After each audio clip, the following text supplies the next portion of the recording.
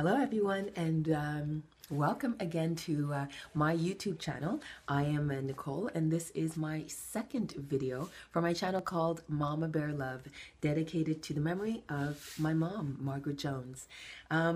So in my first video, I talked about her extraordinary life and the impact her life had on everybody that she touched, including the 57 children that she and my dad helped raise.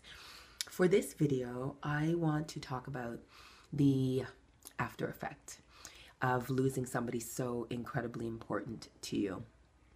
One thing that I've learned is that you can't teach anybody or tell anybody how to grieve. It is such a personal process that only the person going through it really knows what they need and when they need it. They don't even know that much when they're in it. So I'm not going to try to preach or impose one way of doing things, because I can really only speak from a truthful place from my own experience. And so that's what I'm going to do. So my mom was 84 years young when she passed. And, you know, she had been sick for many, many, many years. But she was such a fighter and such a warrior that we used to kid with her all the time, saying that she was going to outlive us all. You know, her spirit and her strength were so big that it almost didn't lend to the idea of death. I think I became even jaded to the idea. But it wasn't so. And it wasn't until the day that she died that I really realized how unprepared I was to lose my mother. So the first days for me were filled with just utter sadness. And then that turned into this wave of numb, where you find yourself all of a sudden having to make funeral plans and take decisions with your family and be strong for everybody else. So for me, what worked was that I went into this autopilot where I wasn't even feeling any more emotion. At the end of the day, I was just exhausted. It wasn't until the day of her funeral that everything really hit me. It was like a right hook in the first round knockout. And it was truly an out-of-body experience, and the hardest thing that I will ever go through in my life. I remember the day of her funeral, the Reverend had a passage for both my sister and I to read. And as I stood there by her casket, I had my hand on the casket to hold me up and give me strength. And it brought me back to being by her bedside in the hospital in her last days, in her last conscious days here on earth. And in that moment, she gave me the most precious gift I will ever have in my life. As she looked into my eyes and held my hand, she said, "I love you.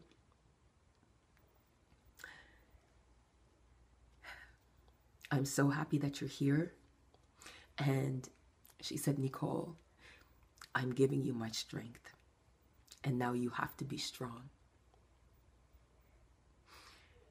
It was just such a gift and such a blessing to have that time and that moment with her. And so that, remembering that moment at her funeral was what got me through being able to read that passage and be strong for her. Following the funeral, however, was a different story. For days and weeks, I was weak. I could hardly eat. I wasn't sleeping. I didn't even want to see sunlight. I found myself in this really, really dark place, and it was really scary because for anybody who knows me, I lead with my light. I lead with my joy, and without that, I don't exist. So it was a really difficult thing for me to finally reach up and ask my wonderful, amazing support team of friends and family to help pull me out of the darkness. And you know, I had a really big epiphany moment one night as I lay there on my tear-soaked pillows, thinking that she would not want this for me. She would want me to be stronger than this. And anyway, I want to end this our time together for this video with a video from my mom. It's one of my favorites. You know, one of the things that I'm very thankful for is that I did take time to record her and take pictures of her and have interviews with her from projects for school and things that today I treasure above all else. So here.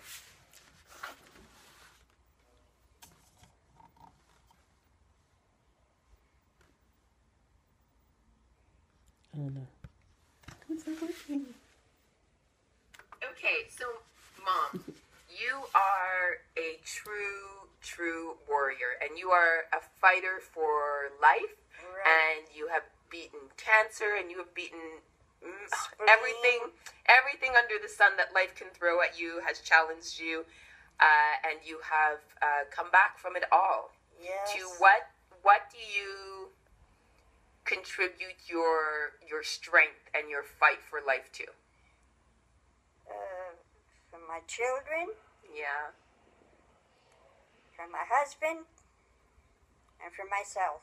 Oh, that's perfect. That's my mom. That is her in a nutshell. She lived for us. We were everything. She lived for us and she lived through us. And she was 83 when she made that video. She was just recovering from one of her strokes or heart attacks, and she was finally home again. So on that note, I sign off, and I thank you so much for joining me, and I thank you so much for watching and taking the time to get to know my mom and to get to know me. And it's such a joy and such a pleasure to share this part of my life with you. So join me again for my third video when I address the steps to getting your mojo back, because my mojo was gone. It was gone.